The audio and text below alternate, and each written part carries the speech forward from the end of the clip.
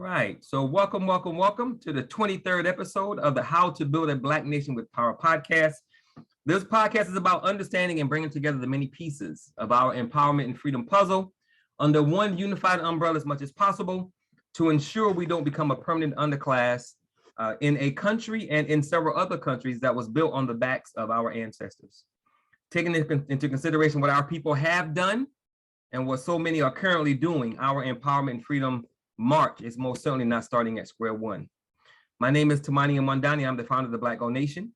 I am the direct product of the Shrines of the Black Madonna's efforts since 1953 to liberate and save Black people. I am also the founder of the Black Gold Nation, which is headquartered in Houston, Texas, and that is where I am.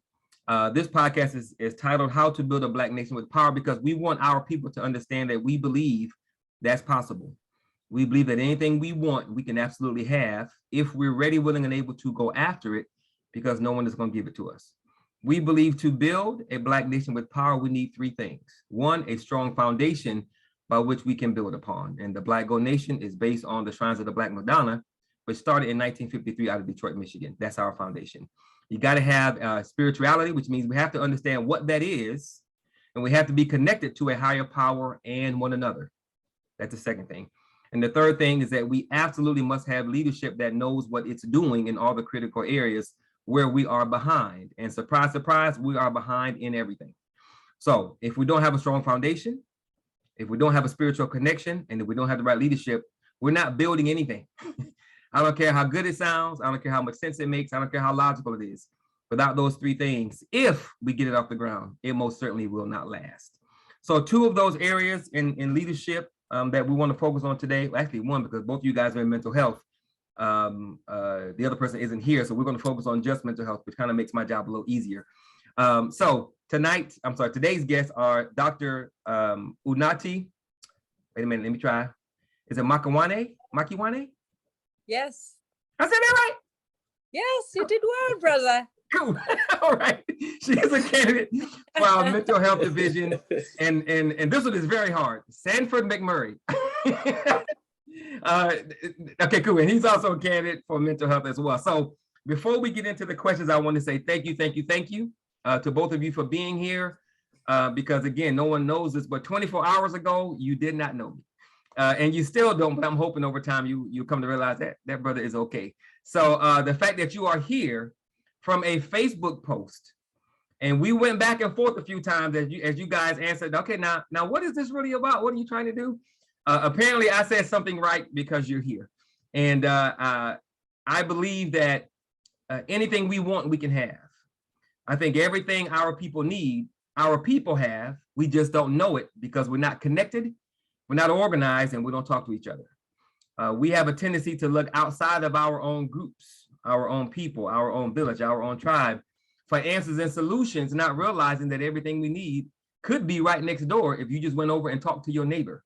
So we have to mine, M-I-N-E, our own communities, our own people to get what we need. And that is why we're having this national leadership election, because we believe that not only do Black people possess the expertise and the skills that we need to move forward, be healed, and win, but we believe that there are Black people who are looking to give, hence you guys being here, what they have to help that Black needle globally move forward. So I want to thank both of you guys for taking time out of your Saturday afternoon. I sincerely appreciate it because I believe personally that nothing is more sacred than the liberation, salvation, empowerment, and freedom of Black people.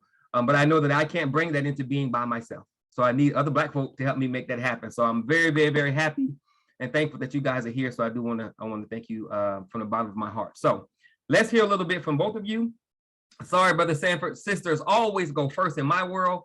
So we're going to let Dr. Unati go first. So Dr. Unati, tell us a little bit about yourself, where you are, what your background is, and how you got here. Thank you so much, Brother Tamani. I am Dr. Unati Makiwane. I'm a South African Canadian. I live in Canada, in Calgary. I'm a family physician, mental health expert, keynote speaker, health talk host. Uh-oh. Well, Brother Sanford, we'll, we'll give She'll her a find a few way seconds back. to come back. All right, so I'm going to give her, I'll give her a good 5 seconds to come back, because, you know, just like on the radio, dead time is not good. So we're going to give it a few seconds. And if she doesn't come back, the question will just roll over to you. So 3, 2, 1.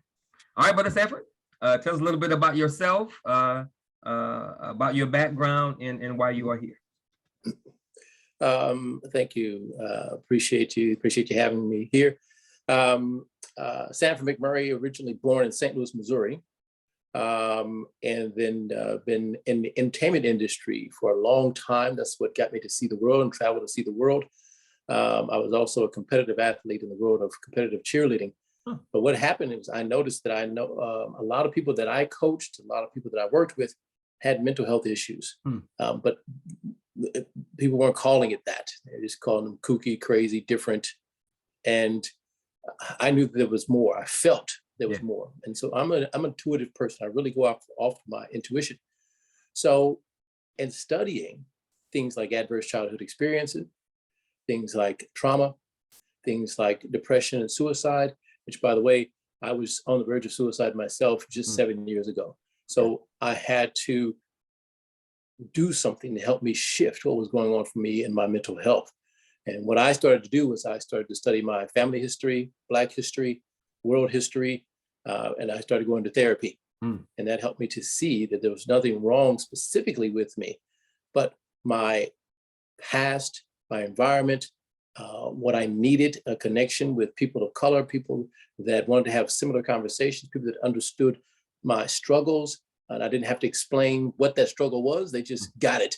You know, it's like, you know, if I say to a Black person, you know what a hot comb is, you know, we know what a hot comb is. Yes, sir.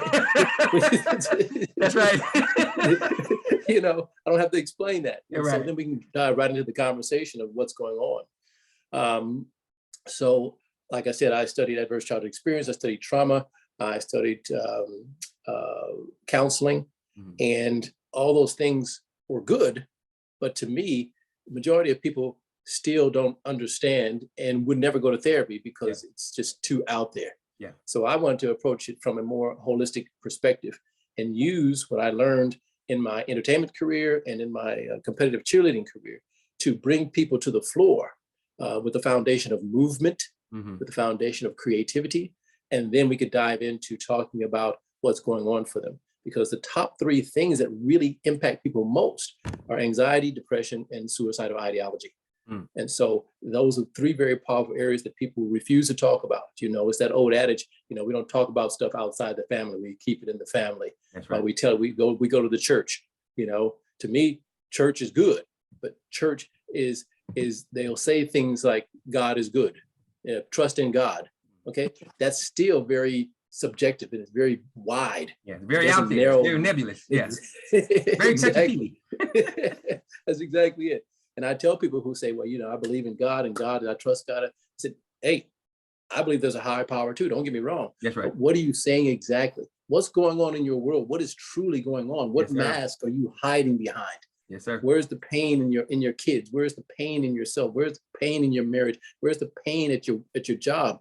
Actually, are you doing the job that you're designed to be doing on the planet? Right. If you believe in God, as God said, hey, you're supposed to work behind a desk for 40 years. Is that what he or she said to you? Right. No, there's something going on intuitively for you. And so that is my process to approach mental health from more of a creative movement perspective, and then dive in to really what's going on through that process of getting to know, like we're getting to know each other here. And not worrying about some of the words that we say, oh, I have to be in a safe place, or I have to trust you. To me, safety is being within yourself. You're the container. Again, if God created you, you're already safe. Trust yourself first. Trust yourself first. And then, you know, no matter what comes after that, you know, you're going to make it through because you trust yourself. But I'm also a huge believer that people heal people, because we trigger each other, we push each other, we lift each other. And so that's my basic premise on what I do and why I do what I do. Amen, brother. And I'm glad to hear you say that last part. People heal people, because our answer to what ails us is the group. we believe that the group, if it's the right group, can most certainly get us through, because the group has gotten us through. And the group's gotten us through and didn't always understand how they did it, but us being together, you know, maybe not understanding the mystical powers of the universe, but us being open and trusting, we were able to tap into it, didn't even know what we were tapping. We're spiritual people and don't even know it. we have more spiritual power than anybody else and don't even know it. Imagine if we knew it. Imagine if we knew who and what we were, what could we do? Now, quick question before, two questions for you before we get to Dr. Unati. You said there are three things that you believe people are that causes people's problems. I think is what you said. And you said anxiety, depression. Yeah, those are that's what hits them at the end. Yeah. So anxiety, depression, and suicidal ideology. That's it. I will get to that third one. Suicidal ideology. Explain that to us. Suicidal ideology simply means you don't know who you are. And for me, as I said, it was just 7 years ago, I was standing next to a train deciding whether or not to jump in front of it. Okay. Because I had lost my business. I was divorced, estranged from my kids, living in a shed, down to my last $200 or $300 in the bank. Yeah. And to me, that was it. Those were the things that I depended on to tell me who I was. Okay. And then my intuition, as I said, I'm very listen to my intuition. Yeah. I got off the path from not listening to my intuition. And that day when I'm standing in front of the train, my intuition said, look, you promised me 3 things before you left this planet. And I went, can't you see I'm busy right now? I'm trying to do something here, you know? And, yes, sir. And, you know, my intuition simply said, look, you said you wanted to be a professional entertainer. Tick, you've done that. You said you wanted to be a coach. Tick, done that. Now you said you wanted to help Black youth and their families. Are you doing that? Yeah.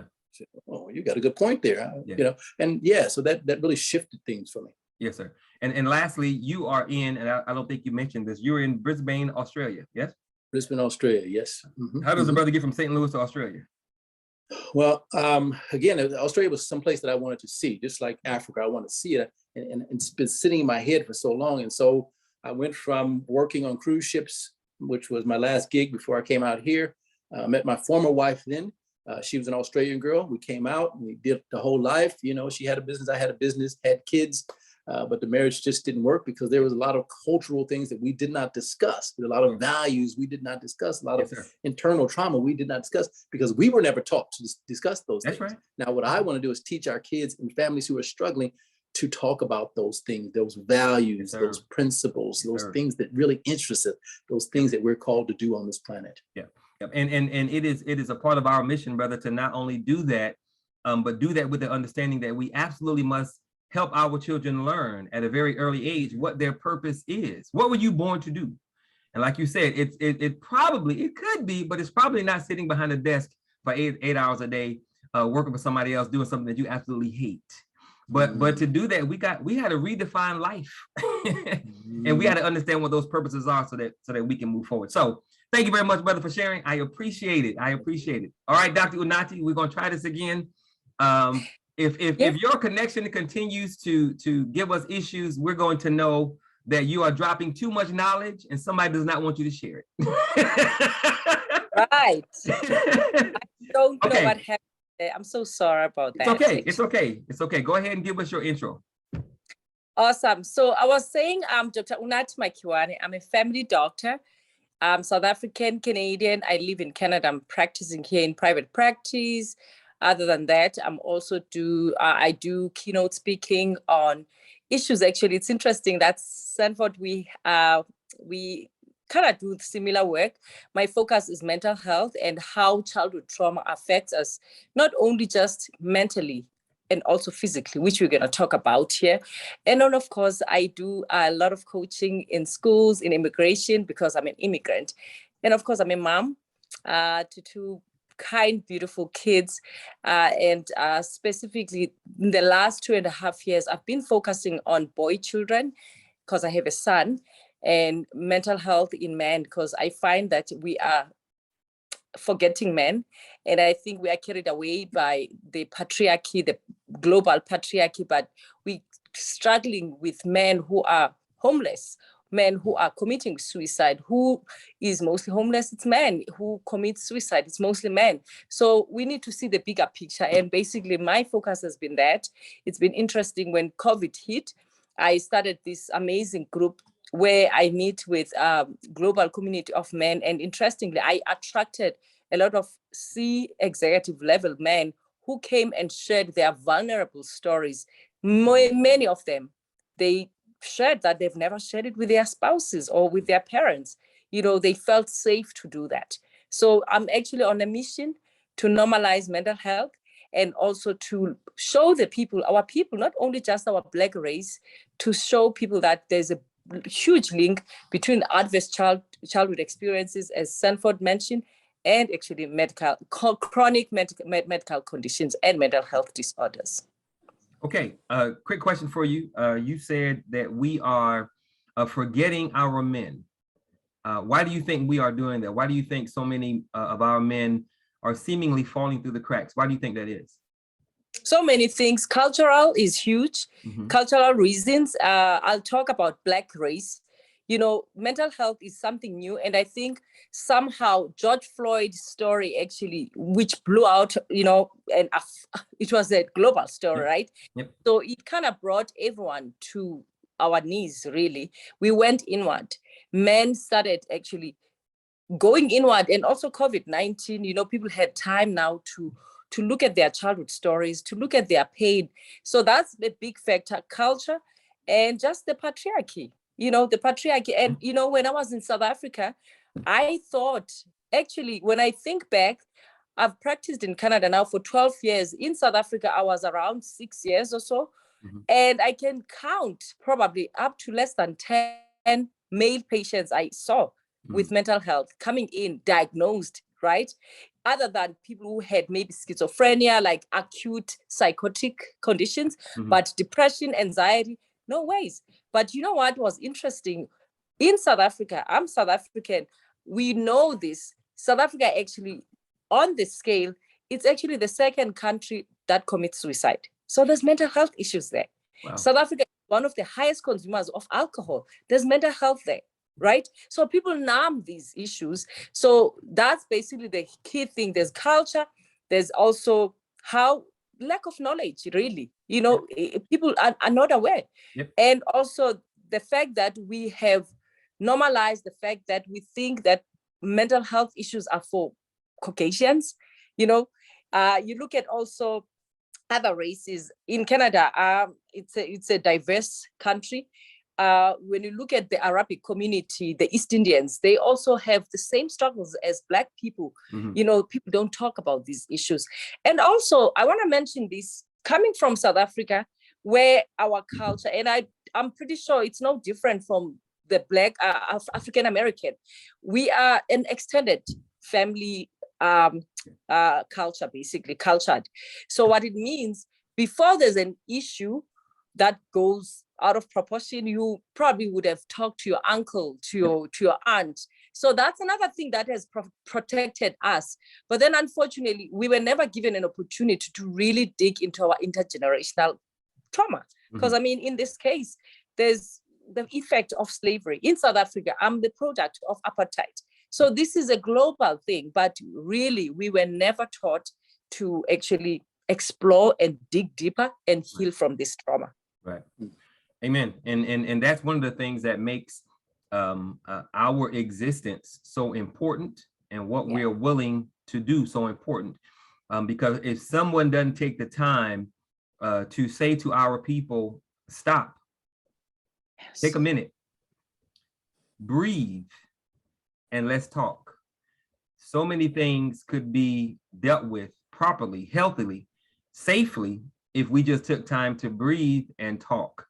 And for men, and I am learning, African descendant brothers, we don't like to talk because no matter where we're coming from, society has said real men don't share their feelings. Real men don't cry. Keep that inside. There's nothing wrong with you. Go outside and play.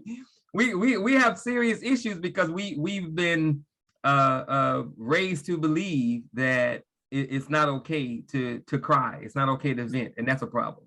And we're only going to get to it if we take a minute to do that. So thank both of you guys for sharing your story. So we're going to get into the first question. I guess that was the first one. Second question, Dr. Unati, you first. And I can pretty much guess the answers for both of you, but I got to ask anyway because it's on my list. So, Dr. Unati, what are you most passionate about? About life. I'm passionate about life. I'm passionate about being here. I'm very excited about what life brings to us because it's a mystery. I'm a very adventurous person. So that's one thing I always say first. I'm passionate about being here and how life is becoming. And I'm passionate about the things that matter to me, family. I'm very big with family because I believe that that's our core. That's where everything starts, where everything begins. I'm passionate about relationships. I'm passionate about health.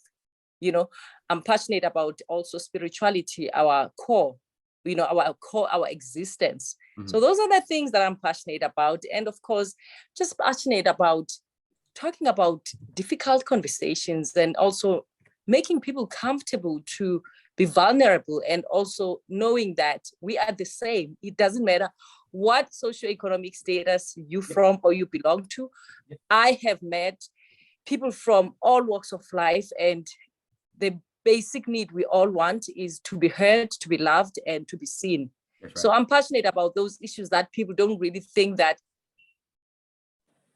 believe that because a person is a CEO, is a president, has no needs like yours, they are the same. So yes, I'm passionate about things that really matter in life. Okay, thank you. Brother Sanford, what are you most passionate about?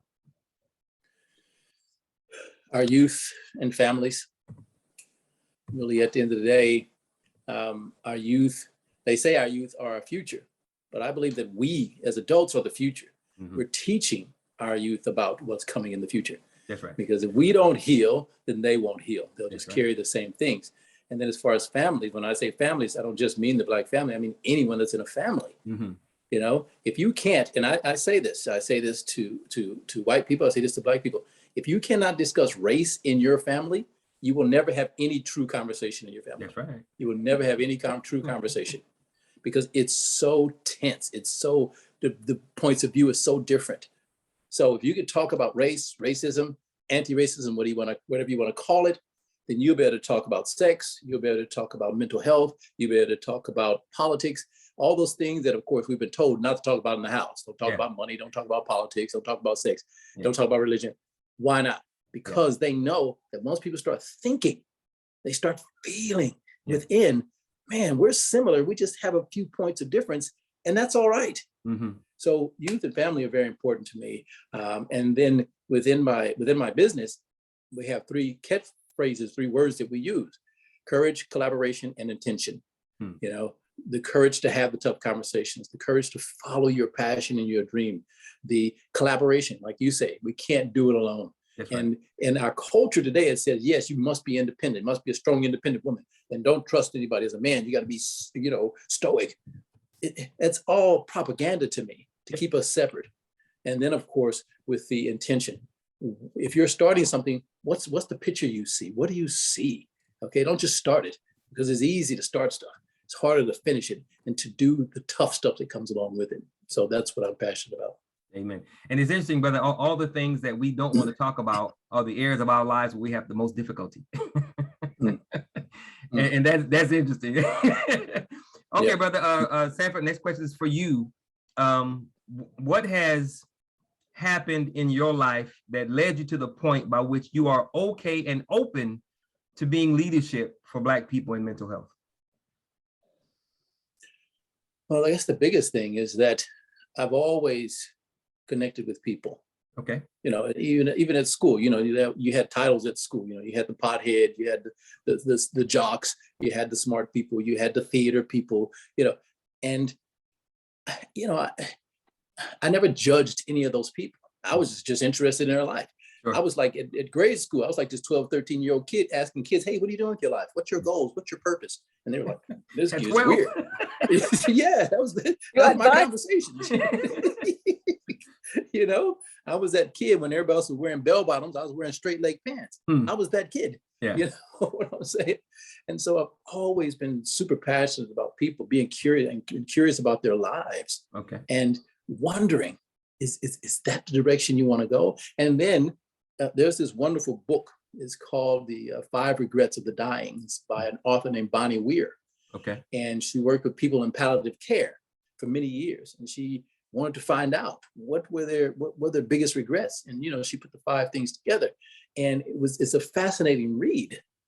And one of those things was I wish I would have said more of what was in my heart. Another one is I wish I would have kept my friendships together. I wish I would have not worked so hard, So those were just 3 of them. But it's a fascinating thing to talk to older people who many are ready to retire because they think their life is over. To me, it's just begin because you got young people that can look to you and go, hey, tell me about your life. They really do want to know. They're just so interested in their phones, but you have to have the right stories for young people to connect. So that's it for me. Yeah. All right, cool, thank you. All right, Dr. Unati, what has happened in your life that's led you to the point by which you are open and willing to be leadership for Black people in mental health? First of all, it's not growing with my dad. And you don't realize it. In the beginning, you have uncles around you, but soon enough, you start asking questions, and again, coming from our culture, we don't ask these questions. Where's my dad? You just start seeing how your life is unraveling, right? So that's basically in med school. That's where even in residency, I started having interest in also people's stories and listening to, and I saw a link that truly, when we don't have that community, that mother and the father, image in our lives, it can mess a lot of people. And of course, I'm quite blessed that I had stable, childhood, loving grandparents, uncles, but, it could have been better though, had I had my dad around, so that was major for me. And also just looking around and looking at the future of our country. I'm very passionate about South Africa. I live in Canada, but I'm still quite attached. I work a lot with organizations in South Africa, looking at how the impact of trauma of apartheid has done to our country. Like I just mentioned, that South Africa is one of the high alcohol consumers. You look at the suicides, South Africa is the second after Russia. So there's a big issue there. So I just feel it's time for us to help ourselves. It's time for, no one is going to come to save us. It's time for our people that look like us, hear from people that look like them, who will tell them that, hey, this is it. Actually, this is the diagnosis, because our people don't believe this. They think that it's the right thing, and I don't blame them. So they need people who will come to their level and understand and do that storytelling. And also, you bring that mapping so that people can see and connect their dots. And, when we do storytelling, people can identify with your story, and you are not far-reached. And people can, because a lot of times people attach status to it's flawless and all. So when we start sharing these stories, people start saying, you know what, I have a story like yours, and then that connection and that, me too, right? And of course, having a boy child, for me, like I said, I'm passionate about hearing a boy child or a man or my partner cry to me, tell me he's suffering, because for the longest time, men have been told to be stoic, you cannot cry and all that stuff, because they feel the same way. Yeah. We all have the same limbic systems. Yep. We feel, right? So I'm very passionate about difficult conversations. My friends always think that I'm very controversial, but I love that because it brings a lot out of us, and it brings a lot of potential. People don't realize how much knowledge or how much they could bring to the table, and so that we can all grow and thrive, really. Yeah. Okay. Thank you. Brother Sanford, how do you define culture? I define culture as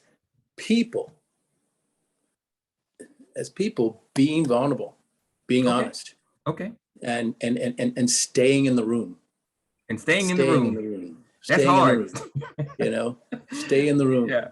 And I just, and that's what Dr. Joy DeGruy talks about in her book. Yes. It's just staying in the room. The conversation is not always going to be entertaining. It's not always going to be easy. It's not always going to go your way. But there's something in that for each of us. And to me, that really defines culture. I like that. Stay in the room. We're gonna lock the door. Okay, Dr. Unati, would you add anything to Brother Sanford's definition of culture? Would you add anything to that? And the oneness, the unity, culture is all about the belief of this group of people also who believe in the same thing and also who believe in the same mission and vision. So yeah, basically, I agree with what he's saying. Okay, next question. Dr. Unati, for you, how do you define trauma? Trauma is anything that will change you emotionally, physically, and spiritually. A lot of times, and sometimes you don't get to experience it personally. You could witness trauma. A lot of times people don't realize trauma is quite attached to post-traumatic stress disorder. Although not everyone who has experienced trauma would have PTSD. I need to give that disclaimer, like people who were soldiers, many of them are struggling with PTSD, but not all of them, but majority of them. So it's anything that will shake your world, in a very adverse way. In a very adverse way? Yes. Okay. Okay, Brother Sanford, would you add anything to that definition? To me, that's spot on. It's, when I was, I think it was 11 or 12, I saw a man killed in front of me. I was devastated by that, but it didn't traumatize me because it wasn't the first time that I've seen or heard violence around in my neighborhood. But at the same time, if I tell that story to someone else, it could traumatize them. Yeah. And so that whatever that makeup is inside of people that moves them in that direction, certainly is trauma, physical, emotional, spiritual, that as Dr. Unati talks about. So yeah, definitely. And it is a constant wound that's continually opened. Right. You're constantly picking at that scab. And that's a lot of that is unconscious. Yeah. So yeah. And that's another reason why what we're attempting to do here is so important, because I know of no group of people. I don't know which one was worse, slavery or colonization, but they both screwed us up. I know of no group that's been traumatized more than us. And we have yet to receive an apology, let alone the treatment for the trauma. And like you just said, Brother Sanford, that it is trauma on top of trauma on top of trauma. And it's an open wound because we've never had an opportunity not to heal, not just heal, but talk about what the wound is.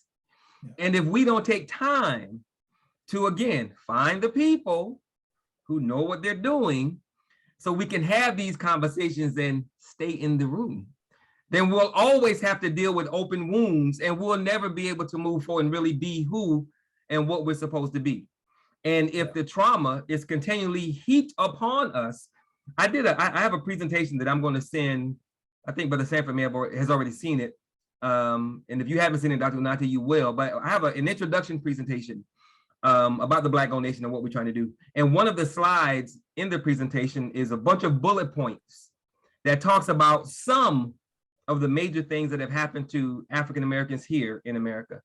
And if you would add up all the years from slavery to now, of everything that we've been through, over 400 years, it would be over 3,000, literally 3,000 years of stuff that we're still dealing with. And of course, you guys both know this better than I, trauma can be passed down, is passed down through the genes and the DNA.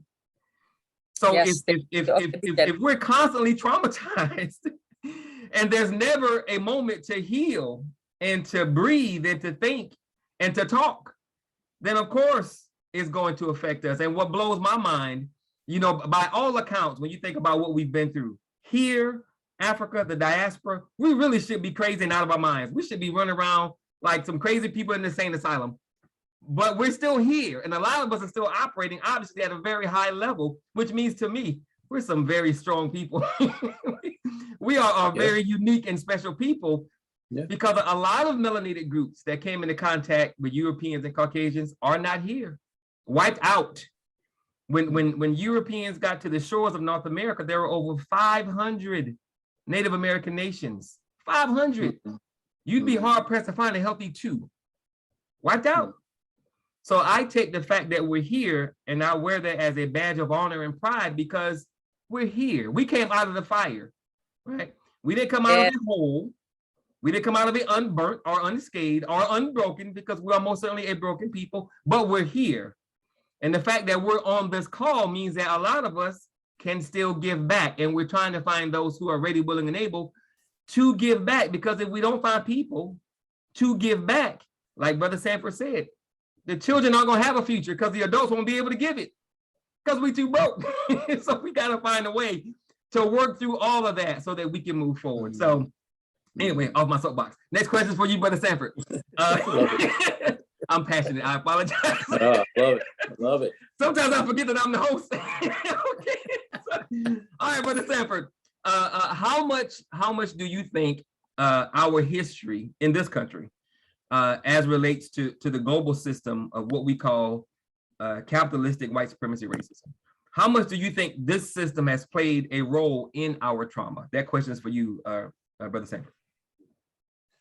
It has played a great deal, because we're constantly trying to get what we see the white culture have. That's right.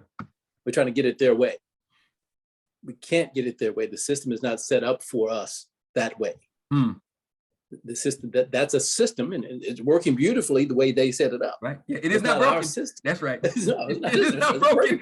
It's a beautiful thing. I Sure. applaud. Hey, great job, guys. Yeah. A fantastic job. However, it's not working for us. That's right. And if we keep trying to play their game, if we practice like they practice, when we go on the field, we're going to lose to them. Yeah.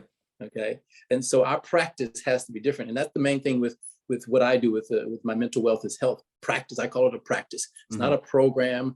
I'm not trying to program you, but there's certain things that you do, as you're doing here with the Black Gold Nation, certain things that you do well. Yeah. That you've practiced 10,000 hours doing. Yes, you do it well. Yes, sir. And that you give that back to somebody, give it back to this group. That's right. Then we're going to excel, because you already have that. You don't even have to think about it. Right. It's like someone trying to build a car who's never done it before, but someone has, and they're going, hey, put this part here. And you're like, wow, you're amazing, and that's phenomenal, right. And each of you have experiences that I do not have that would just, I'm sure, blow my mind. And you're just like, oh, I do this every day, and I'm like, oh, so I think that's very important to understand that system doesn't work. Now we have to understand and create that system that works for us. That's right. Based off that formula. And I'm just going to say this, based off that formula, Black Wall Street. Yeah. And we know that story now, because everyone talks about that story as far as a major story of, but we know that there was several Black Wall Streets before Tulsa, Oklahoma. That is right. That is right. So that's my take on that. Yeah. Yeah. And it is very important for us to realize, Brother Sanford, that not only can we not expect to win in their system playing by their rules, because one, they will change the rules, and two, the system wasn't created for you. It was built by you, but not for you. We have to create our own system. We have to create our own system that redefines what life is. Life can't be working 40 hours a week to make someone else money that they can use to oppress us. That's illogical. So we have to create a new system that's about moving the Black forward, the Black mind, body, spirit, and psyche. And that does not mean because you are pro-Black that you're anti something else. That's not what it means. Just because I love my children, it means I hate your child, because I don't hate any child. Right. But I understand that my kids are my kids, and they require things just like your kids do, right? So if we don't get enough people to realize that you got to stop trying to exist in someone else's matrix, because they are the machines and they run it. and like Brother Sanford said, they run it well. We think it's broken. It's not broken at all. It's operating the way it was designed to operate by those, the architects and the engineers and the managers, as my brother Craig would say. Those that created it, they run it, and it's a well-oiled machine if it's designed for you. And what we don't realize is that us trying to be like them based on their rules and their system is never going to work. So if we don't create something new for ourselves, then of course we're simply not going to win. Thank you for the answer, Brother Sanford. That was very good. Dr. Unati, how much do you think, my question is, how much do you think our history, I was thinking as I wrote that question, our history in America, however, you were born in South Africa, you live in Canada, but I am sure we've gone through crap here. I'm sure you've gone through crap there. So the question, I'm going to broaden it and say our history globally. How much do you think our history globally in this system is still ran by the same people? They all cousins with different accents. How much do you think that system has played a role in our collective trauma, Dr. Unati? Majorly, Brother Tamani. As you were talking, I was thinking of this book I read by Mark Wolin. He says it didn't start with you, right? Talking about the intergenerational trauma, and you mentioned the issue of genes, and truly, yes, trauma actually, there was a study in 1998 in the US, Casa Permanente Institute and CDC, they came together and looked at these people that were actually college people. These were middle-class people, and they were wondering what is going on here. They came up with a study, actually, Brother Sanford mentioned it, the adverse childhood experiences. These people were succeeding meritocratically. They were struggling though in other aspects. They noticed that people who had childhood trauma, 1, you came from poverty. 2, you came from broken family. 3, there were drugs, alcohol, community trauma. He just mentioned that he witnessed as a child, saw someone, dying, but he had also experienced the community trauma. That's the same way. I come from a town in South Africa where all the freedom fighters, all the Mandelas, though he didn't come from my town, but all his buddies who were fighting for freedom for Black people, they were coming from my town. There were always shootings. So as a child, I didn't realize that I was anxious. I remember my mom, I used to have these chest pains because really we're playing this shooting, right? You don't realize these things. And also coming from war-torn zones. You look at people who are coming from Syria, people who are coming from all these countries, they come here and they're still traumatized. I look at also here in Canada, the people that are coming as refugees. After First Nations, it's South Sudanese children that are in jail. Because these kids, they came from that culture, there's wars, and their parents come here, and of course, there's still that hard patriarchy. So the families are broken. People know their rights better now. So unfortunately, those kids cannot thrive because of these broken families. So it is still loud, even today. The systems, you said it, it was built by you, but not for you.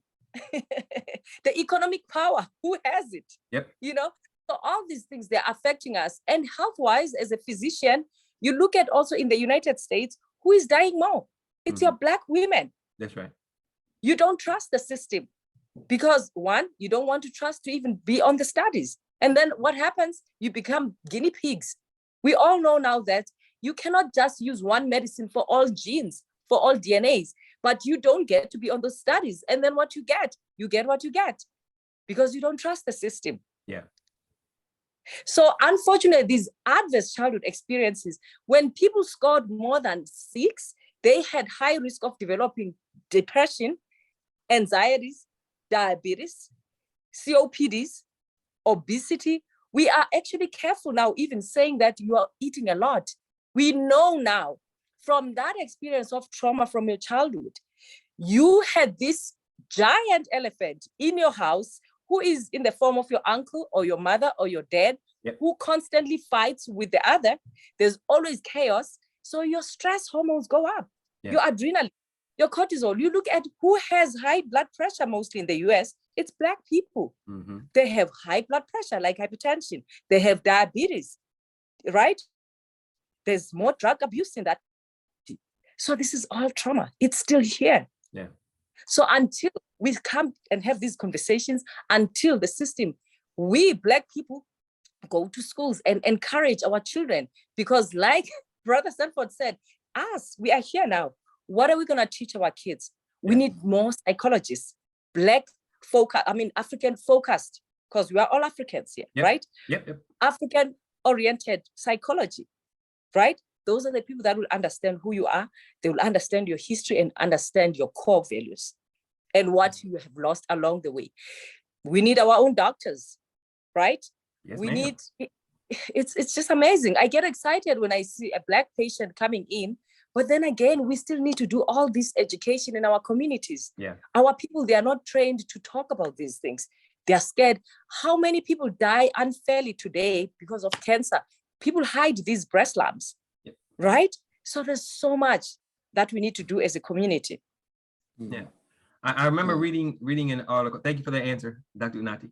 Thank you. I remember reading an article a few years ago that I keep to share sometimes, and it stated that African American children who are born in or around America's inner cities suffer from post-traumatic stress disorder at twice the rate of people who've been to actual combat. And when Brother Sanford made the comment about seeing someone die, but wasn't really affected by it, that's what I thought. He had already been traumatized. He had been desensitized to murder because he had already, it wasn't the first time. And that's a sad reality that death in front of our children is not, it's not strange, right? So we have to really look at what kind of communities, if we can loosely use that word, what kind of slave culture is created that we're raising our children in. And again, if we don't take ownership of the environment, and this is why our ultimate goal is to put our people in a position to run cities where we are the majority, because politically we have the numbers, we just got to understand politics. If we can control the city, then we can control the things that affect and govern our lives, all of those institutions. We can completely change that society and run it like a small country. But of course, you have to have the right people in place to do that. And you absolutely must have a component of whatever your program is. You got to have a mental health component that's trying to develop a new culture. And Dr. Unati gave me a perfect segue to my next question, because it's actually, I should show you my paper here because I'm not lying. The next question is, how do we create culture? That's for you, Dr. Unati. You know, like I said in the beginning, unity. We cannot do it alone, the three of us. I'm a physician.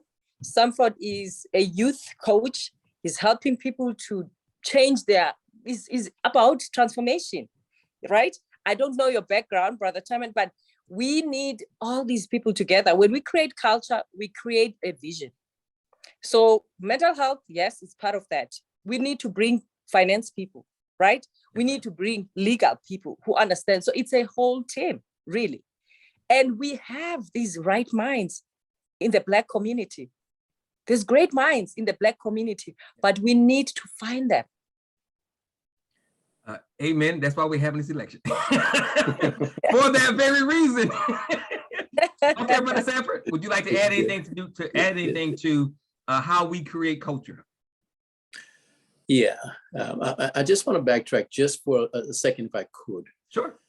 Because we spoke about the trauma. You know, I've been in Australia 23 years, and still, when I hear a siren behind me, I always think they're coming for me. That's right. I always think I did something wrong. Yes, sir. Yes, sir. You see, trauma.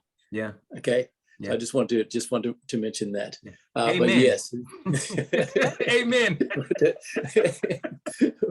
But it's the same. It is, you know, the African expression, it takes a village to raise a child. Yeah. We know this. And of course, this is intellectually known, but it's the doing. It's the doing. And that process of doing is trial and error, fall, get up, fall, get up, fall, get up. Yeah. Stop trying to look to make the problem the issue. That's not the issue. Right. The issue is us going, what do you have to add? What is your gift? What is your God-given gift? Yes. Let's go there. Yeah. No, don't get me wrong. It's good to know the knots, the problems, the issues, okay? But we all know what those are. Yes, sir. We all know what those are. Yeah. What's your gift? What's your passion? When you get up in the morning, what's that thing that's driving you? What have you did 10,000 hours over? What is it? You know it. I want to bring that out of you. Yeah. I want to bring that out of you. And that's the thing that's going to build our culture, that helps us get to the next level, and then the next level, and then the next level. Yeah. I'm glad you said that, brother. It takes a village to raise a child, because oftentimes, although I get it, it kind of makes me cringe when people say, it all starts at home. Everything starts in the house, blah, blah, blah. And the first thing that comes to my mind, what if your house is hell? What if you don't have a home? What if your dwelling is absolute chaos? What kind of start are you gonna get? You know, so we have to take that statement, that slogan, that mantra, and we have to internalize it and make it a part of what we do. Raising a child as a village needs to be a part of the culture. Because if the child's house is abusive or predatory or malnourished, then he or she is not going to get what they need to be raised to be a proper adult human, right? So the community, which is why we're doing this, the community has to step up. Because if the home is not efficient, then the child is going to suffer. And we have to make sure that as a community, as a global village, we are doing every single thing we can to do what Brother Sanford just said. Find out what drives you. What are you passionate about? What comes easy to you? That's probably your purpose. Yes. You know, what do you really, really, really enjoy doing that most people either hate, don't want to think about, but you breeze right through it? For me, it was writing. And like most people who have a gift, we take those gifts for granted because, like Brother Sanford said, it comes easy. Who can't write? Surprise, surprise. A lot of people can't write. So but if we don't ever take time to test our children at an early age, 2, 3, 4, 5, 6, find out what they're naturally good at, and then surround them with adults who have the same natural gifts and talents, then we are failing ourselves and our children. Our children have to know it's okay to be smart. It's okay to love math. It's okay to have dreams, because those dreams are people trying to communicate with you. It's okay to have a high level of emotion, like Brother Sanford said. His intuition got him through, and when he stopped listening to it, he started having problems. That's his gift, right? So we're all born to do things, but if we never give them the opportunity to know what those things are, personally, I believe that the spirit of our greatest heroes and sheroes, Malcolm X, Winnie Mandela, Nelson Mandela, Martin Luther King, whomever, I think the spirit of those people is born every single day on this planet. But a lot of those spirits exist in hostile environments. So they will never become what they're supposed to be. They're always going to be Malcolm Little, never realizing that they're supposed to be Malcolm X or El Hajj Malik El Shabazz, because the environment is oppressive. The environment is repressive. The environment is violent, right? So America has done an excellent job, and her cousins who speak different languages or different accents, they have created a global nigger factory. Mm-hmm. And unfortunately for us, that nigger factory is on automatic pilot. We do it to ourselves because we think it's our culture. It's just what we do. No, Negro, it's not just what we do. It's what you've been programmed to do. And unfortunately, you bought into that, so you think that that's how it is. And we don't even realize that that way of doing things and that system is not normal. We have embraced abnormality as the norm. And then we think that's just how it is. Go ahead, Dr. Nat'l. Yes, no, I mean, you are right. It becomes your narrative, right? It has become the narrative. And you look at, actually, with the history of trauma is stored in our bodies, right? Brother Sanford just said it. When he hears a siren, what happens? He jumps, he thinks it's coming after him. Me too. And that's what happens, right? That's so right. It's stored in our bodies. For me, I would love to add that we need to heal. Our kids will have a brighter future when we realize these things that happened to us. We need to heal from them. And I'm going to mention this because I know that us Black people, we love church. We love God, Right. Those places, that's where we should be going to talk about these issues, because they already trust him, So these are the spaces where they at. So anything that could influence schools, right? So we want to influence people like Brother Sanford going to schools and asking these children, what is that thing that makes you, what is that fire inside you? Yeah. Right? A lot of people are going around because that fire, it went off when you were 6. Someone, a teacher, a coach said you could never be anything. That's right. A lot of Black children. Yeah. I think back where I grew up, I think of the children, now that I'm a physician, I think of the children who were robbed of opportunities to strive, to thrive, people that probably had ADHD, although they were in the autistic spectrum. They were never given a chance. That's right. What happened to them? They left school. These are the kids, probably, maybe they would have succeeded in sports, in an instrument. So really, if we have leaders like Brother Sanford going to schools and asking these children, what is that thing that burns inside you? I think all of us would be amazing, because a lot of times we believe that it should be a certain kind of profession or career that we should, choose. But honestly, if we could all tap into that, what is that thing that makes you alive, that brings that aliveness inside you? Yeah. Honestly, and therapy, ongoing. If I didn't know better, Dr. Unati, I would swear you have my notes, because the next question. I won't tell you that, but I swear to you. The next question is how, and she just talked about it, but this is the next question. I swear I'm not lying. I'm reading it. How do we get a people? This is my question. How do we get a people who have been through so much to begin the healing process locally, regionally where we live, nationally and internationally? So how do we, you just said, Dr. Unati, we have to heal. Okay, amen. Like Brother Sanford said, we know that. How do we get our people, when our people don't even want to talk about therapy? And we all need it. If anybody needs it, Lord have mercy, we need it. How do we begin to heal the people who've been through so much, Dr. Unati? It starts with coming to people and understanding their stories and listening, because there's something called design thinking. When you come with, I want these people to heal, I want them to get going, I want Black people to have that economic power, but how? If you have not asked, what are your struggles? So when you start asking people their struggles, it becomes a community thing. It becomes it becomes this collective healing. Talk therapy has been on the studies. It's been found to be very therapeutic, because when we share our stories, now I can see myself in your story, right? Shared pain heals. So it's starting like that, coming and sharing these stories and normalizing these conversations. And again, where do you find our people? Where do you find people of influence? We are a people that we honor our elders.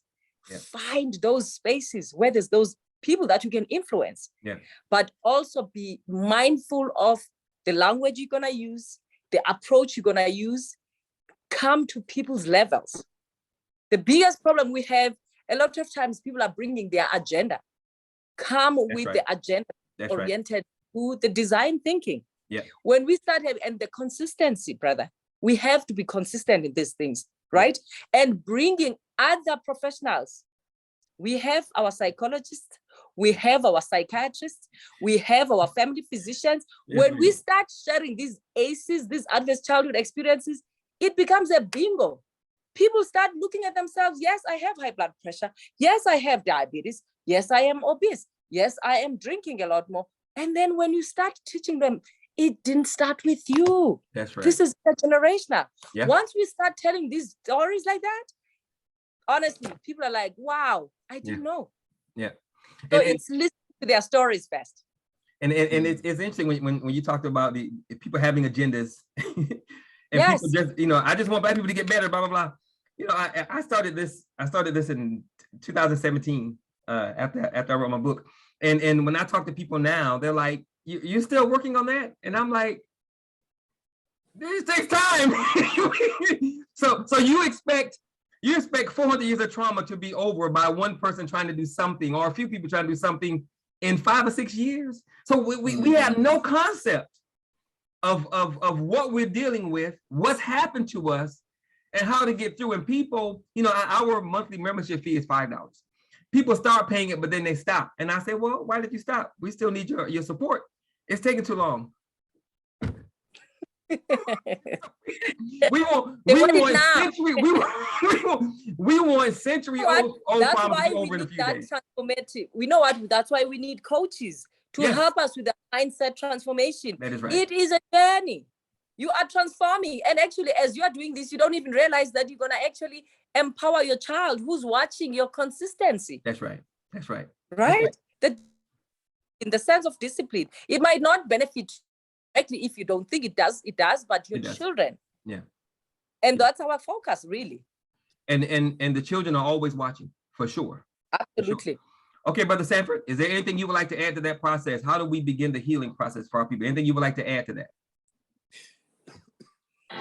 There's a gentleman called Jay Morris. I don't know if you heard of him, Jay Morris. Yep. The Black House there, and I think he's in Atlanta. Yep.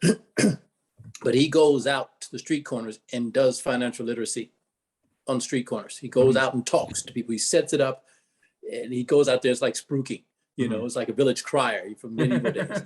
And he sets up these classes out there. That to me is one aspect. Okay. Is to go out and just, you know, do what you do out on the street. You know, take a few of your crew members, take a few of your peoples and go out and teach a class. People will start showing up. Invite people. You know, for me, every year for the last 5 years, I've tried to start a Black men's group here. The men come and talk to me one-on-one. But when I start talking about, hey, let's get together as a group, they go, no. Yeah. And I ask them why, and they don't tell me. As a matter of fact, they just stop contacting me because I'm triggering them. I understand I'm triggering them. Yeah, you probing too deep, brother. Yeah, that's exactly it. I don't want to just talk about sports and eating and you know, how sexy women are, you know, just how to make more money. Yeah, and those things are great. Sure. But that's not the issue that's in the tissue. That's right. The issue is you can't show up because there's some trauma inside you. There's something going on that I want to get to.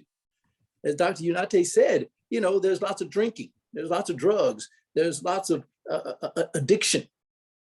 And that's what's stopping you from getting to the next level of yourself. Yes, sir.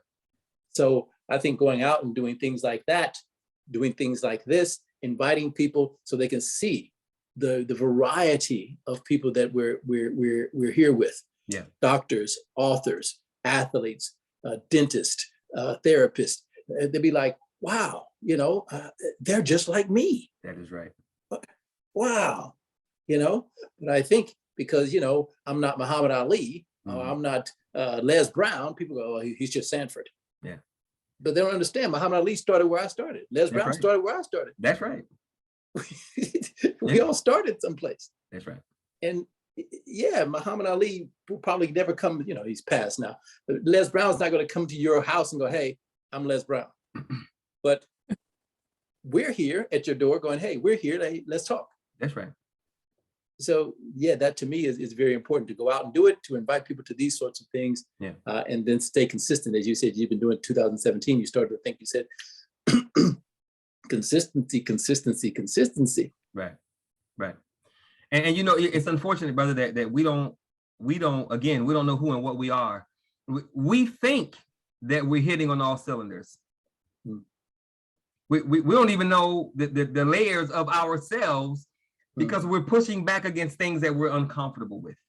And Brother Sanford, FY, if next time you see me, I have a t-shirt that say, that's not the issue in the tissue. I did not steal that. I was thinking about that right before you said it. That is awesome. That's not the issue in the tissue. That's not the issue. Trademark. Okay. The issues are in the tissue. So you know, in Sanford, I know you guys are in different countries, Australia and Canada. But the election, the selection process ends the end of this month. We have the election in September. But in October, we're having our first inauguration where we're bringing everybody together for the first time to meet each other, meet new leadership, have workshops, blah, blah, blah. And one of our speakers is talking, the title of the speech is the different layers of you. So we understand that there are layers to us, and most people have a layer, the surface layer that they present to everybody. This is who I am, this is how I am. But of course there are we got to peel back that onion because there's trauma on every layer. And if we can get to the real you, then maybe the real you is Les Brown. Maybe the real you is Muhammad Ali. Maybe the real you is Sanford McMurray, who's operating at a higher level than you are because you don't know who and what you are, right? And if we don't have people who understand, quote, that's not the issue in the tissue. We're going to continually miss the mark. You know, so brother, I think that's phenomenal. And I want to thank you for reading my text when I sent you that answer to say. I think that was awesome. I appreciate it. Okay, next question is for Dr. Unati. Dr. Unati, how do we bridge the gap of tribalism when so many different cultures, we have so many different cultures amongst our people, those cultures, oftentimes we use them to separate ourselves from one another, not understanding that we're all the same people.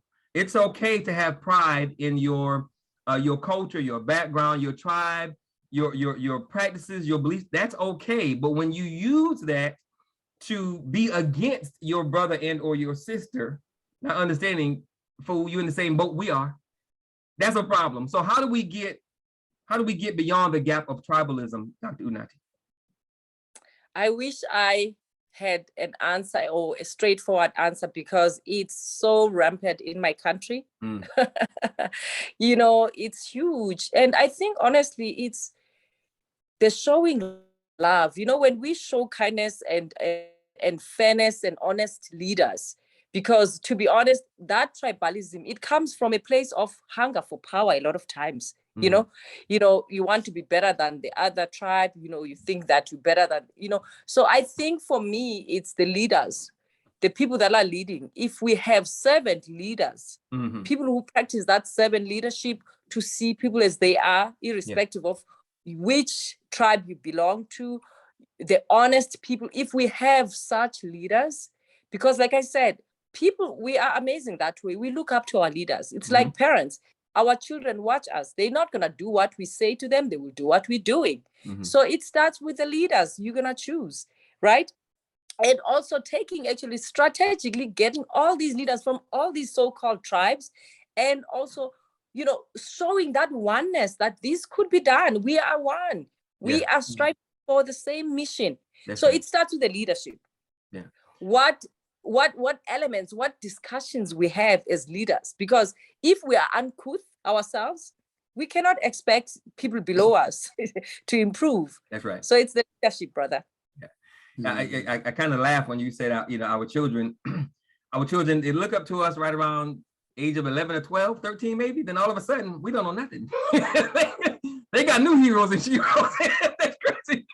Okay, Brother Sanford, is there anything you would like to add to that? How do we get past that? How do we bridge that tribalism gap?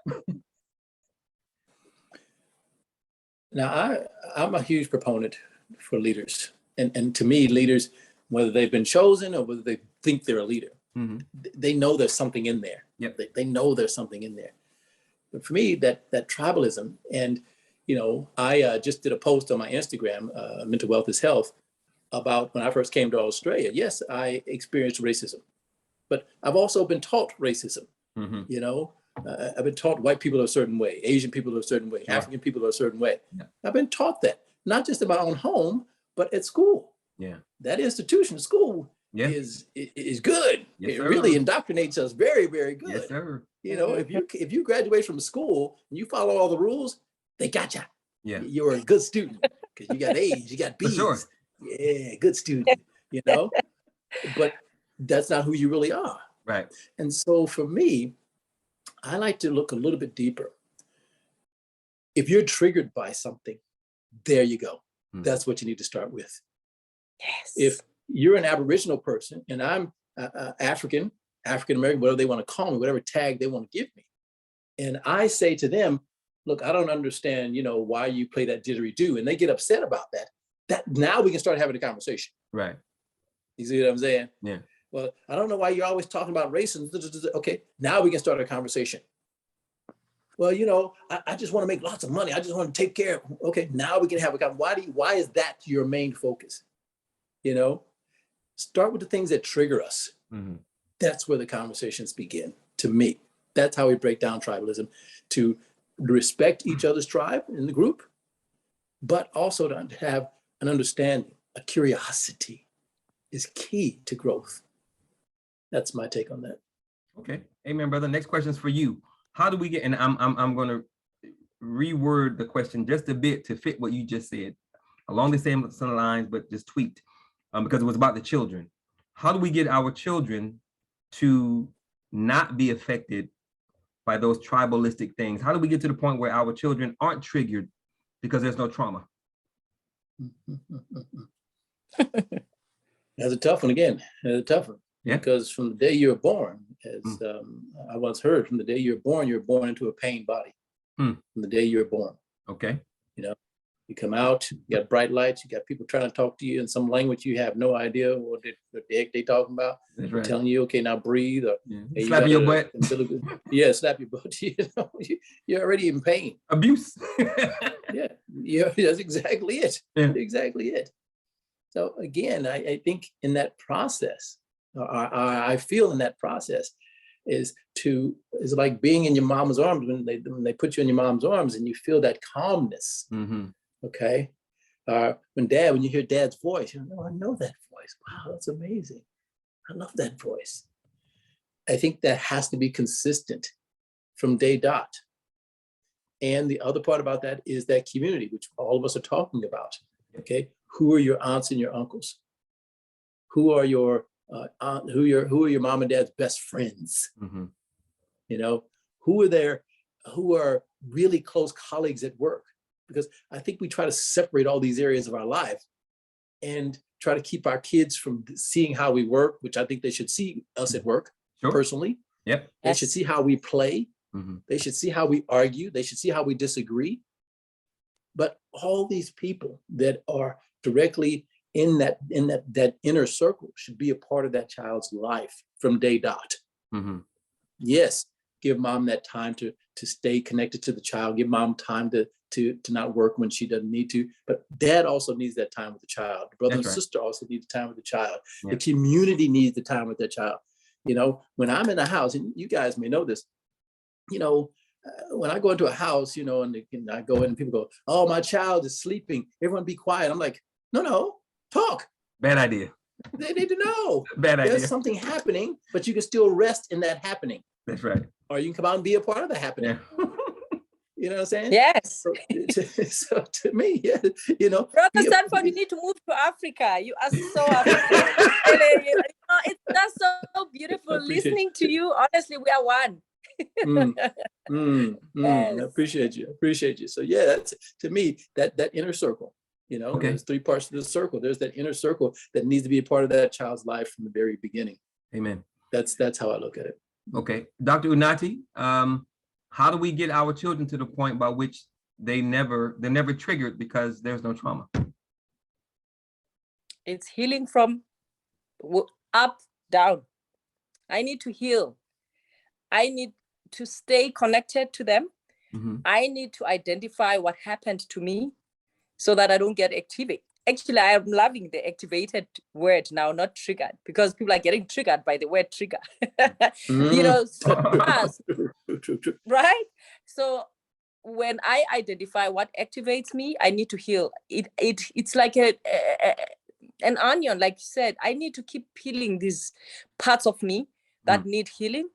And my kids are watching all of that. They are watching how I relate to people. How do I respect people when I interact with other people? How do I interact with people? How do I have conversations? It's things like that. How do I speak about people in their absence in front of my children, right? Oh my gosh, this one, it can take us to another topic because as a physician, I look at something that unfortunately we have not managed to take care of, the legal system and also psychologists, doctors, the parental alienation syndrome. Brother Sanford mentioned that he could see his children. So how do we heal our children if we constantly trigger them? We constantly activate them by speaking ill about their dad or about their mother. So we need to heal. And a lot of times people who are narcissistic, they have gone through so much trauma in their lives. So it starts with us parents, the adults in their lives. We need to heal these parts of us that have been wounded. That's how we're going to help our children. Yeah. So this is not one of my questions, but you said something, Brother Sanford, that I want to come back to. I'm not sure if it was a quote or a book that you read, but you said something about being born out of a pained body. Yeah. Yes. Yeah, can you repeat that statement again for me? I have a question about that. From the day we are born into a pain body. Into a pain body. Into a pain body. All right, so does that mean, my question is, does that mean trauma is inevitable? Is inevitable. Yeah. To me. To Okay. me, it's inevitable. Yes. It's in all of us. Okay. It's just different levels. Okay. You know, so like if walking I'm up a set of stairs. So if I'm understanding you, you're saying that trauma is inevitable, but what happens after that? Mother's warm embrace, father's voice, the community, the family, the siblings, what happens after that matters, because the inevitability can be dealt with by your community, your village, your tribe, or whatever. Am I understanding you correctly? That is correct, because what happens is you're building resilience. We're not saying that life has to be pretty all the time. Okay. You know, and part of our issue in the Black community is we want to be entertained, not educated. That's right. That's part of our issue. That's right. That's a big one, because we don't want to think. You know, it's easy to watch a football game. It's easy to just go out and drink.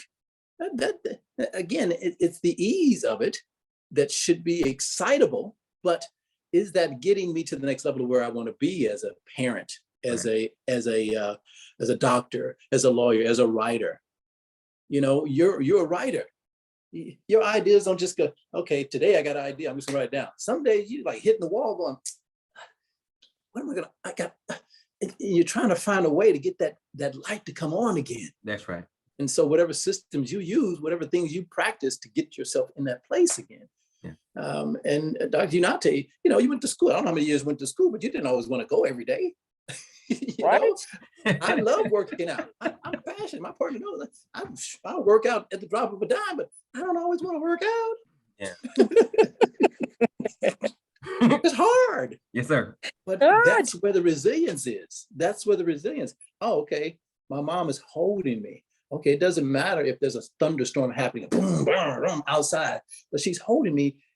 That makes me feel powerful. That makes me feel good. I can endure that thunderstorm. Okay. And I can look at the thunderstorm in another way. Yeah. Instead of destructive, I can look at it as nourishing for nature. I can look at it as the skies talking to me in its language. That's another language. Nature's talking to me in another language. Wow. The brain relaxes and it learns to accept what's going on, to not always live in that fight or flight, but to live in that peace moment of how can I look at this in another way? So, yeah. Okay. Amen. All right. I like that. Okay. Next question is for you, Brother Sanford. As a candidate for the mental health division, and I want to say, I'm not sure if I shared this with you guys, but we have a wellness department, and below that is physical health, mental health, and spiritual well-being, right? So there are 3 divisions below that department. So as a candidate for the mental health division, Brother Sanford, what do you hope to bring to this division? And if you do not win the next election, what do you want to leave for the next person coming into your spot? What do you hope to bring to it? And on your way out, what do you want to leave for the next person to build upon? I'm a huge proponent to the fact that I think primarily our issues are that we're disconnected. Amen. From 4 pillars. We're disconnected from each other. We're disconnected from nature, not just nature outside, but our human nature. We're disconnected from our true work, our purpose, our passion. And then obviously we're disconnected from ourselves.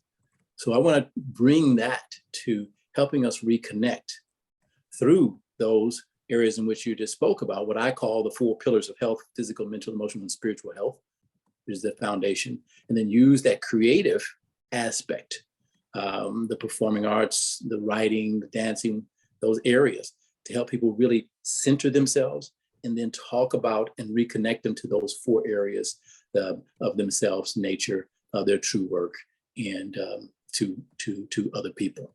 So those are the aspects. And to me, we could talk all day about what we've all spoke about, the community, the adverse childhood experiences, and so on and so forth. But if we're not connected to ourselves, we can never externally give those things out. So I think that reconnection to self is very important. And then, of course, to nature, to work, and to others is very important. Amen. Yeah. Awesome. Okay. Dr. Unati, what do you hope to bring to the mental health division? And if you don't win the next election in 4 years, what do you want to leave for the next person to take over and build upon? First of all, I would like us to normalize the state of wellness mentally, and also accepting that we are physically well when our mental health is functioning well.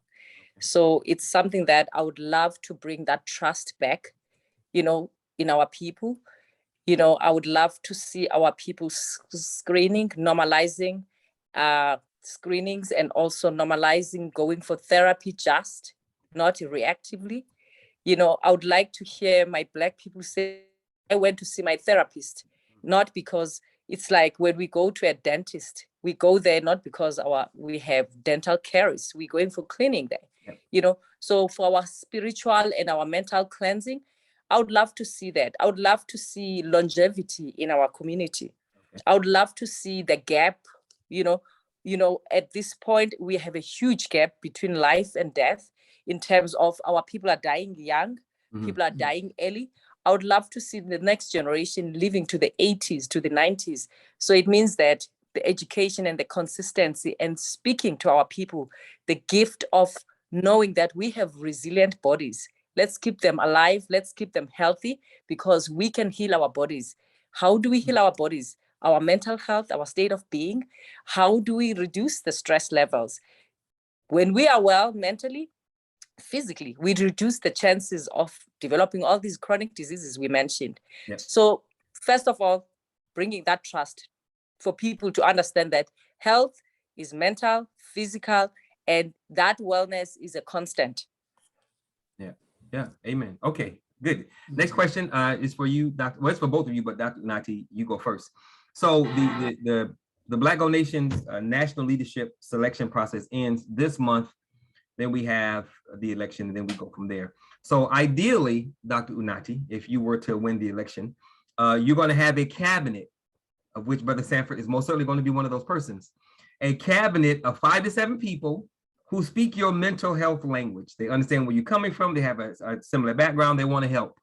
What is going to be your first 2 or 3 marching orders for your national cabinet if you were to win the mental health part of the election? What are you going to tell Brother Sanford? Go forth and heal, young man. Love it. Oh, man. You know what? I would love to actually have Brother Sanford in my pocket because of his positive outlook. So we need someone like him really in the cabinet to actually transform people's mindset. I think that's the key thing. You just mentioned earlier on that people are not paying their membership. So we need people to understand the value of this new cabinet. What change is it bringing? So people like him, diamond number one, you want to have that. You want to have people who will say, I'm going to show you how to heal from this trauma. The practical tools, people who have emotional intelligence and social intelligence, because some people, they are brilliant book-wise. We want people who can get to the level of people and understand. For me, that's very important. When we connect with each other to the level of how people are connected and how the language is conveyed to them is fundamental.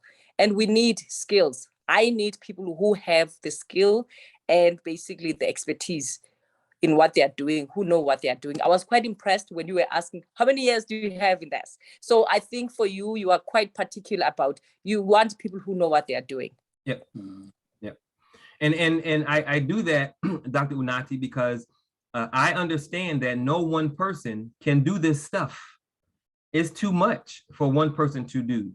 So I will be setting you guys up for failure if I said, okay, you're over all of this stuff, go do it. No, everyone has to have a group. Like Brother Sanford said initially, we all need the group that can talk to us, mirror us, hold us, hug us, chastise us, deal with us, because the group is where the healing is, right? God works through the group. If you don't have a cabinet of people that speak your language, I'm not going to say you're going to fail, because that may not happen, but it's going to be difficult.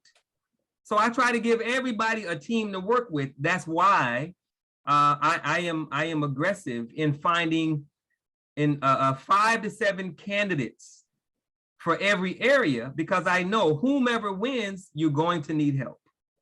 And it's going to be easier for you. Like 24 hours ago, you didn't know Brother Sanford. Now you want him in your pocket because it's obvious he has something to offer. And the beauty of it is that he's not the only Brother Sanford out here. There are other Brother Sanfords who are willing to help. So that maximizes Dr. Unati's level of expertise and her success potential because she got help. And that help matters. And now the question is for Brother Sanford. Flip it, Brother Sanford. She lost, you won. She's in your pocket. What's going to be your first set of motion? Brother Sanford, what you going to tell her to go do? Well, first of all, I'm going to say right away, what is for my team? So I got my team there. We just had our meeting. Yeah. The first thing I'm going to do is I'm going to say, what is your self-care practice? I want to know what you're doing for your self-care practice first. Okay. So we sit down, and you tell me exactly what you do on a day-to-day basis to self-care. Okay. From that, then I'm going to say, okay, now we want to go out and we want to get dreamers. We want to get people who are passionate about what they want to do in this world. Okay. And that's what we're going to do. All right. We're going to start in this town. We're going to start in this city. We're going to start in this state. We're going to start in this country. And we're going to find those people. Okay. So those are the top two things. Those are the first two things. You know, I don't want you on the team if you don't have a self-care practice. And if you don't know what that is, let's create one for you. Because what you're going to give to other people is what you're doing for yourself. That's right. That's what you're going to give to other people. That's right.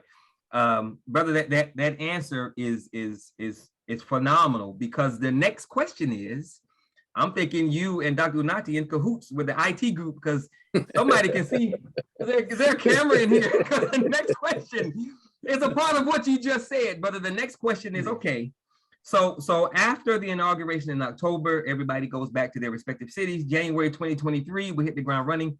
I'm going to take a month off, the whole month of November. Nice. You're going to have, Brother Sanford, ideally, 20 to 25 teams in different cities going back to do this Black Gold Nation thing. Every city is going to have one person that says, I want to represent mental health in my city for my team. The next question, Brother Sanford, is what is going to be your marching orders, not for your cabinet, but for this one representative in that city on that team who wants to move mental health forward for Black people? What are you going to have them do first? The first thing I'm going to and it could be the same thing. I don't know. Yeah, again, you know, it is that self-care. What is your self-care piece? Because you're going to have to armor up to get out there. You have to armor up. All right. All right. And so in armoring up, are you doing yoga? Are you doing deep breathing? Are you doing cold showers? Yes, what are you doing? Are you spending time with your family? Is that what armors you up most? Okay. So self first, then go out into the community. Okay. But in the community, what I want you to do first is I want you to find out what are the top 3 issues out there? What are the top 3 issues? Okay. Because for me, there's 10 areas of life that I look at. Okay, 10 areas of life. And for most of us, we know we want to work. And see, work is not a bad thing. Most people look at work as I go to work, come home. They're 2 different things. But we all want to work. We're goal-driven creatures. That's how we roll. Okay. So work is one of those things. All right. Family, intimate relationships, social friendship, mental, spiritual health, physical health, emotional health, lifestyle. You know, there's 10 areas. All right. And so we can look at that. And from that list, okay, find out what are the 3 biggest areas that people are struggling with. And then we'll develop a plan from there. Beautiful, beautiful. Okay, Dr. Unati, and you cannot use Brother Sanford's answer because I'm paying attention. So you have 15 to 20 teams going back to 15 to 20 cities.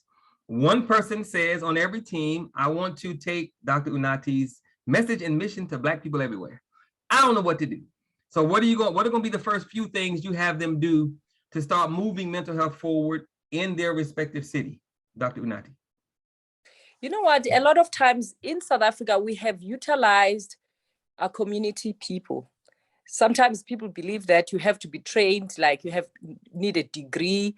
If there's passion, because that's number one, a person has a passion. Yeah. Wonderful. Training.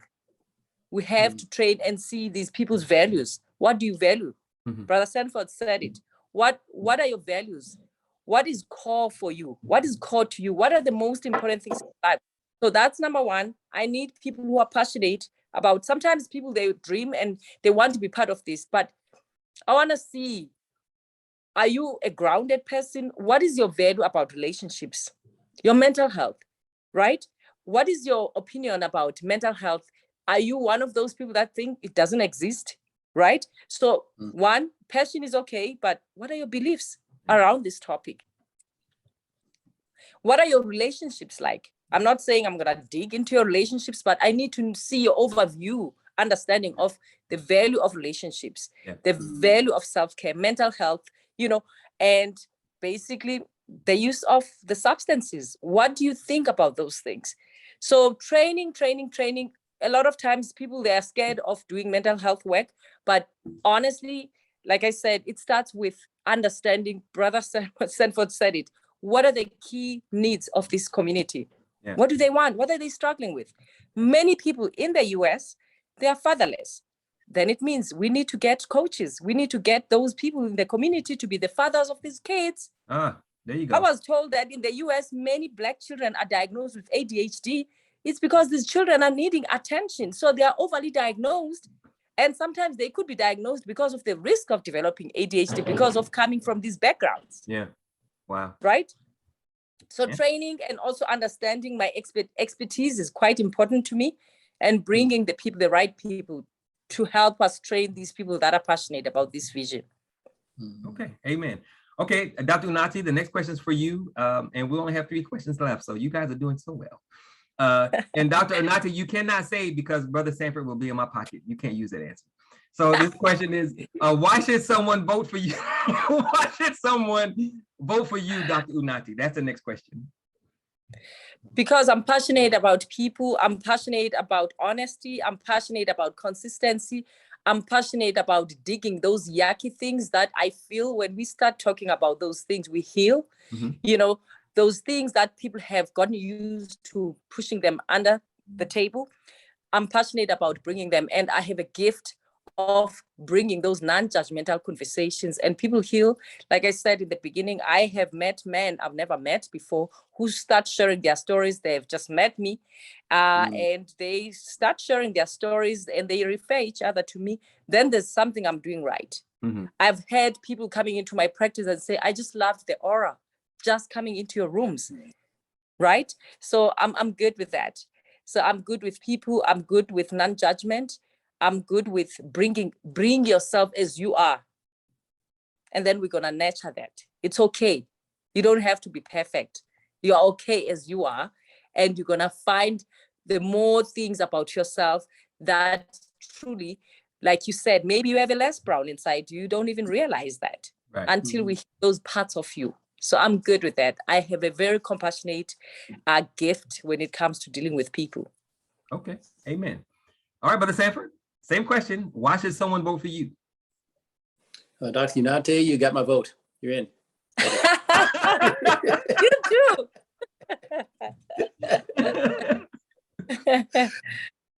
Look, I just love people. I think people are the most amazing creatures. Yeah. But at the same time, we're kooky. We're crazy. Yeah. Because we're so, I'll use the word, we're so narcissistic. We want things done our way. If it's my way, I'll join you. Yeah. If it's another way, I don't want to do it. That's right. Okay. And but how arrogant are we to expect that? Or how arrogant are we to expect that people won't talk about us or be negative around us? That's a form of arrogance. So our ego gets in the way. So I want to say to people, I think you're extraordinary. Matter of fact, you were born that way. Yeah. But I'm not going to BS with you. I'm not going to pander to you. That's right. Because I see greatness in you. Yeah. I see that there's something that you want to bring into the world. And that's the next level we're going to get to. Are you with me? Because I'm definitely with you.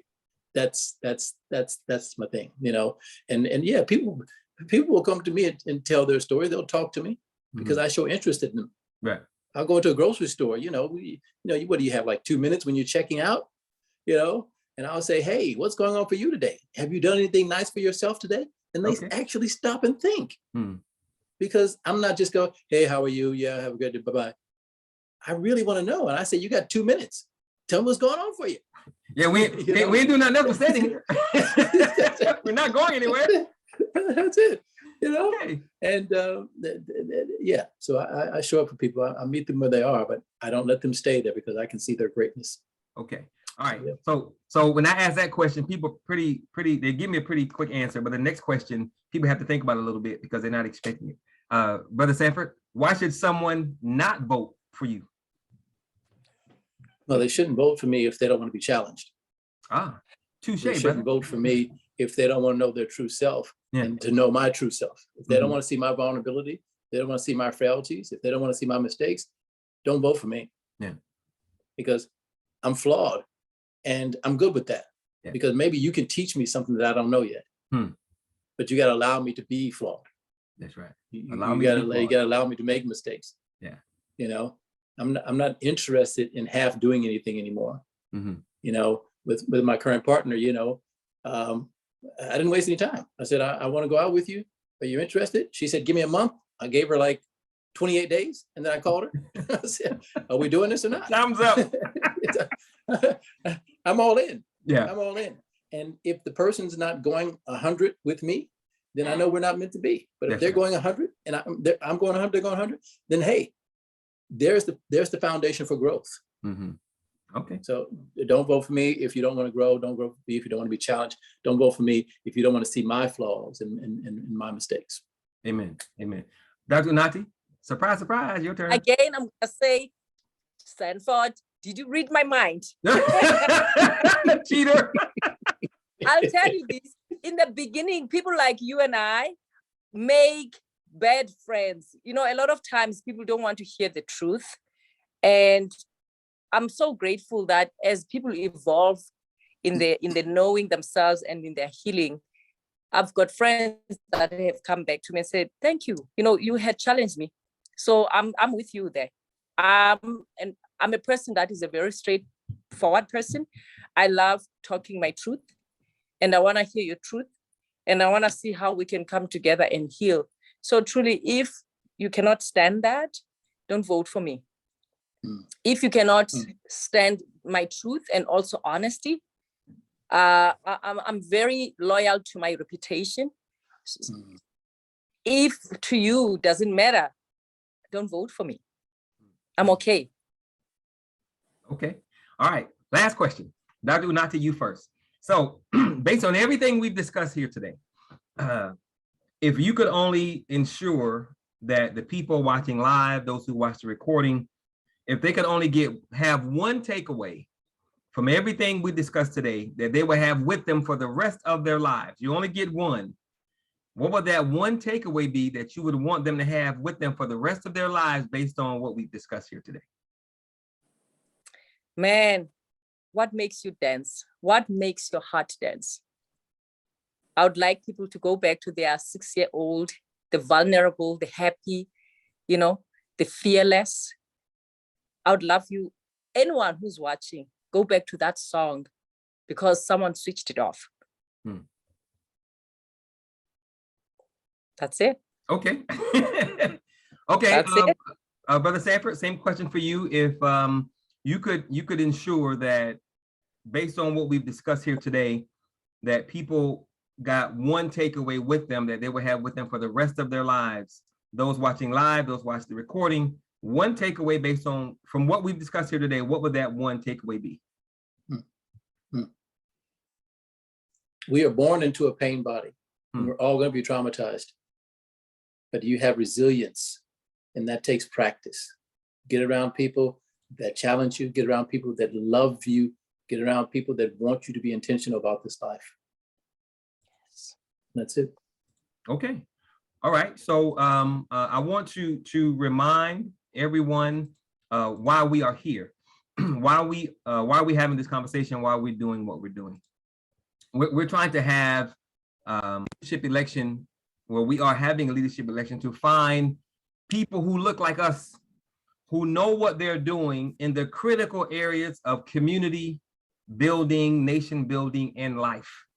We got a lot of issues. We got a lot of issues stemming from problems of us not having any power to control our own destiny, to determine what kind of life we want to lead and what kind of future we want to have. As of right now, that power is in someone else's hands. We want that power to be in the hands that care about us and that love us. But our issues aren't just in one area. So when people say, Black people say, we have to do business first. No, we have to do spirituality. No, we got to do mental health. No, we got to do agriculture. Everybody's wrong, because we don't have the luxury of doing one thing at a time. We have to do this stuff simultaneously because we're so far behind in so many different categories. The two people that you saw today are obviously two Black people who care, who have expertise, and they have something to offer, and they're willing to offer it. But mental health is not our only area of need. We have to learn how to be a people. We have to learn how to be a family. We have to learn how to be a community, because all of that was taken from us. We have to learn how to grow our own food, how to employ ourselves, how to build our own institutions, how to manage our own political systems. Everything we need has to come from people who are willing to teach us that, because we currently do not know. If we knew, we would already have these things, and we don't have them because we don't know how to get them. So we're having this leadership election to find people who have expertise that we need to build a nation within our nation. We have to have connected communities, connected villages, connected cities with the same leadership that wants us to be empowered and wants us to be free.